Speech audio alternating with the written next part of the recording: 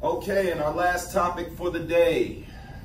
This is not one that I look forward to, but hey, let's talk about it. I'm gonna say all of this first. I'm somebody that when it comes to my city, man, I love my city unapologetically.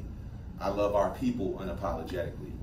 And sometimes that love extends so far that it impacts me emotionally on a day-to-day basis.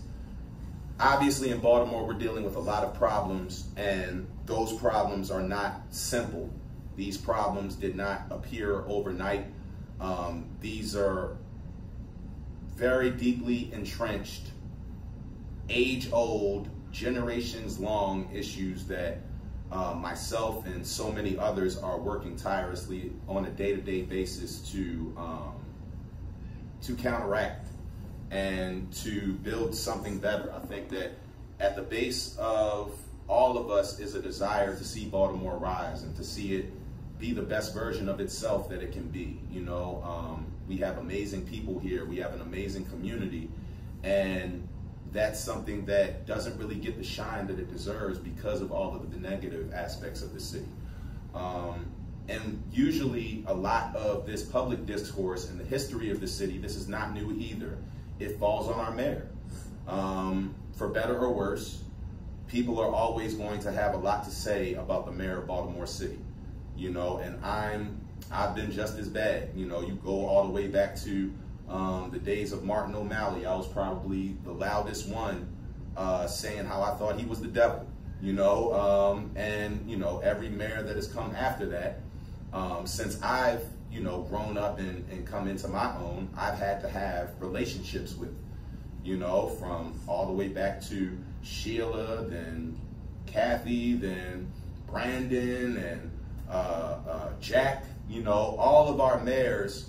This is a small city, so most of our mayors are people that we in the community know, that we have relationships with. And because of that, we can be a little bit territorial. You very rarely will ever see me say anything negative or really positive sometimes about people in certain positions of elected office because of the ugliness of politics, specifically here in Baltimore. A lot of times you can just give a person a compliment and people consider that to be an endorsement.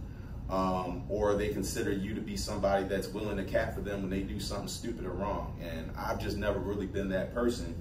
So I try to stay out of the fray.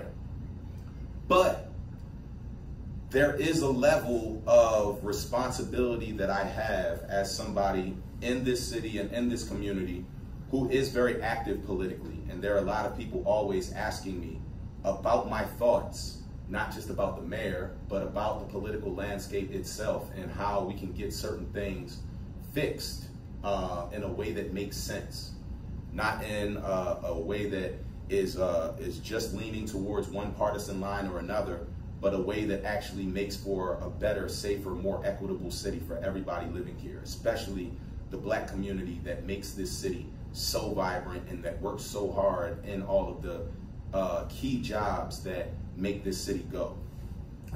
So with that being said, recently our mayor has been on somewhat of a tear, firing people and talking about his accomplishments. So I'm not somebody that likes to start with the bad news first when talking to others about subjects that are near and dear to my heart. So let's give flowers before we critique.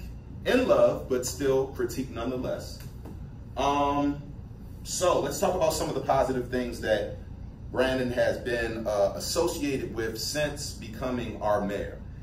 A lot of times when you see people talking about politics and certain politicians, the first question they'll usually ask, well, what has this person done? That's always the Republicans' retort whenever you talk about any issue in the city. They say, well, what has your mayor done? Baltimore has had so many Black mayors, this, that, and the third, like the white mayors were any better, except for Schaefer. Schaefer was cool. But let's talk about some of the accomplishments that Brandon has had since being in office. One, Vacant properties are down 10%, the lowest in over a decade. In a city with over 40,000 vacant homes and properties, that's a good thing. That's a positive. That's something that I think that we could definitely move the needle much further on. That's definitely something that we can move the needle much further on, but that is a good start. Next, $9.7 million to create pathways to ownership for Baltimore citizens. Now, while I need to dive into a little bit more of the numbers as far as who that money is going to and how it's benefiting actual Baltimore citizens rather than just people that are transplants or people that have found ways to find loopholes in the system, I think that that's a net positive. That's something that we can definitely say is a positive trajectory that we're moving on as a community. Next, taking more guns off of our streets than we have in almost a decade. Again, that's something that I don't have numbers on. I would like to see specifically what those numbers are. And I think that we also need to have an asterisk on that one, because when we talk about scandals and issues like the Gun Trace Task Force, which was a pretty much a legal police gang running around this city terrorizing citizens under the guise of getting guns off of the streets and making the city safer, that's a trade-off that I don't think was worth it. So in looking at those numbers, I think that there's a lot to be evaluated in seeing how successful that has been so far. Next, 39% reduction in homicides and non-fatal shootings in the Southwestern District. Now that right there is the caveat. Most people, as soon as you heard me say the 39% reduction, as soon as everybody heard that, y'all were probably ready to start tweeting and throwing numbers out there talking about how many murders we had last year and the year before and the year before. But look, with a problem like intercommunal violence, with a problem like gun violence, you do have to look at it through that lens. You have to look at it area by area, district by district, and see what is being done in these districts that is something that should be replicated. And that is something that I will give Brandon credit for. We haven't yet had a mayor or a leader that has been willing to lean on more community-based models for safety and engagement like Brandon is doing. I think that when you look at organizations like Safe Streets, when you look at the Baltimore Community Mediation Center, all the amazing things that Erica Bridgeford is doing with Baltimore Ceasefire, when you look at all of the communal organizations that have been doing work for decades to address the violence, to address the root causes of it, and not just expect to be able to arrest this problem away, which has never worked in any state, in any city, in any state, anywhere in America. And finally, homicides and non-fatal shootings down 16% and 21%. Now, while that is nowhere near good enough, and a lot of people would like to see those numbers much higher, those are things that can't be ignored. And I say all that to say, you know, that a politician, a person is never all good, is never all bad, is never getting anything all the way right or all the way wrong. It's a balancing act. And we have to be able to look at this through a realistic lens, give credit for what's being done that is working, and push the line and hold people accountable for the things that aren't. Now, let's get into some of this latest news and most recent news. When I said he's just been going around firing people, most recently he has fired his former chief of staff, Chezia Cager, who was asked to leave her post earlier last week after 6 months on the job. Now, for those of you that don't keep up with why that's a big deal,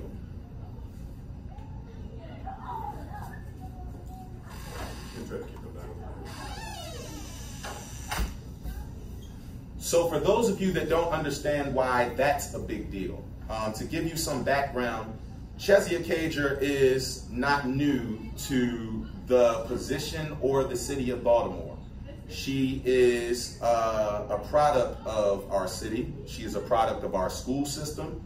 She has been a dedicated public servant for as long as I have been a dedicated public servant. I think we came out of school around the same time in 2009 when I got drafted was the first time that we met. And at the time, I think she was working for our current mayor at the time, Sheila Dixon. After serving well in her administration, she went out and served President Obama in DC and was a key figure in that administration, and has also done work with the Biden administration as well as a lot of other local initiatives and community-based organizations that is the real reason why this is a problem. When you look around in Baltimore, one of the biggest problems that we've always had is we don't invest in community-based solutions to the problems that we face. We look for the big institutions to come into these spaces, unfamiliar with how they work or how you actually get work done there, and with their resources, make changes. It's not that simple. And if it was that simple, Baltimore would have changed a long time ago. As organizations and institutions like Johns Hopkins got more popular, as organizations and institutions like University of Maryland Medical Centers got more popular and more powerful. But inversely, what actually ends up happening is as these institutions get more powerful, the community itself gets weaker. The community gets chopped up, gentrified, divested in, and the people that pay the greatest cost for that are the members of that community. And most of the people in our political space that have a certain amount of power aren't actually members of or products of this community. We don't know them. So when something happens in the community that is a problem, you're not going to be able to get them on the phone. They don't know who the folks are in the community that they should be talking to. They don't know how to go about getting certain things done from a Baltimore perspective, because we are a very unique city with a very unique demographic of people and a very unique culture that we take pride in here. And if you don't have an understanding of that, if you don't have an understanding of the lay of the land, not just from a political standpoint, but from a neighborhood by neighborhood standpoint, who lives here? What are their biggest issues? How can we go about fixing them from the inside out? That was what Chezia was. When folks like myself in the community needed something from Brandon, we didn't call Brandon. Because, and as to be expected with most politicians, Brandon ain't really been reachable like that since he ran for office. But knowing that we had certain people within his office that did have the ear of the community and did have the community as their #1 priority, we could have faith in knowing that our concerns, our needs, and our priorities were being heard and were being prioritized from a staffing position. We no longer have any of those members in Brandon's inner circle. You can go about naming anybody that you want. Go into any of the hoods in Baltimore and tell me how many people you can find that know them or have worked with them. And that's a problem. The fact that there was really no reason that was given for why Chezia was being asked to step down is also a problem. And when you look at the fact that this has been a revolving door of figureheads in this position, and usually the scapegoats that are kicked out of this administration tend to be black women, it doesn't bode well for the future of the moves that I see him making. And you got to understand about me, I'm not somebody that enjoys stirring up the pot from a political perspective, but this is worrisome. And it's something that everybody that does have proximity to Brandon needs to be holding him accountable to. Because when he ran, as with every single mayor that runs, they always talk about how our communities will be prioritized. They talk about how our most vulnerable will be invested in. But the lip service is always different from the actions. And again, no politician is all good or all bad, so we have to be able to acknowledge the positives. We have to be able to acknowledge the small wins, few and far between as they may be. But in understanding that the small wins have taken place, we also need to push. We also need to continue to let our politicians know that we're not satisfied and that so much more can be done. And at a time right now where this is unprecedented, us having a black mayor in the city of Baltimore, along with a black governor in the State House, that are relatively aligned from a policy perspective. If we can't use this opportunity right now to organize and to create the changes that we've said that we needed in our community for over several decades now, we don't deserve to call ourselves real organizers. We don't deserve to call ourselves real activists, because it's the job of organizers and activists to force our policymakers to do their job.